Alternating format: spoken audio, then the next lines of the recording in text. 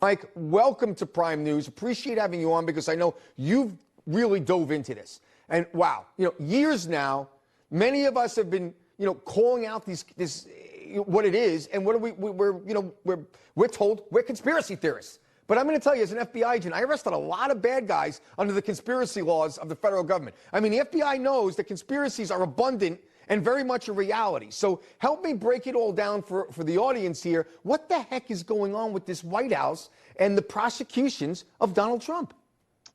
President Biden's fingerprints are directly on all four unprecedented criminal prosecutions against President Trump, a former president of the United States who happens to be the leading presidential candidate. With the Mar-a-Lago case, President Trump had his presidential records in the office of former president, which is allowed by the Presidential Records Act. You have Jonathan Sue, who was President Biden's deputy White House counsel, colluding with Gary Stern, the general counsel at the National Archives, and Jay Bratt in the Justice Department to make up the Espionage Act front to go get those presidential records that Trump was allowed to have. That led to two of Jack Smith's bogus indictments, one for January 6th and one for espionage, for the non-espionage of having his presidential records. And then you have Matthew Colangelo deploying from the Biden Justice Department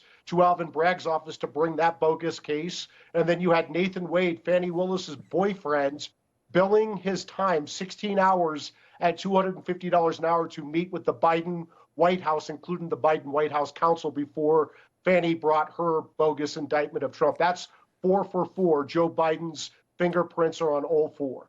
Let me ask you this. I think one of the reasons why they went down this road is they felt that the Russia collusion hoax was very effective. They were able to beat that drum, and then then January 6th, they made up a ton of stuff about that, and they beat that drum. And I think that's one of the reasons they went down that road. And what they do, unlike Republicans, they rally the troops, they circle the wagons. Take a listen. Congressman Bowman was telling the Democrats how they have to support New York City District Attorney Alvin Bragg. Since when does the Congress care about a local DA? Take a listen.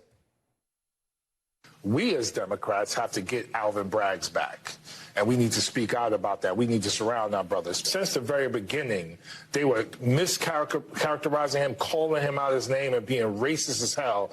If you stay home and you do not exercise the power of your vote, you are giving your power to white supremacist MAGA individuals who are turning this democracy into a fascist state. Okay, so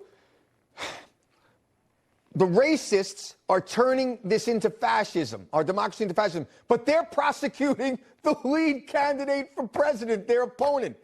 You can't make this up, Mike.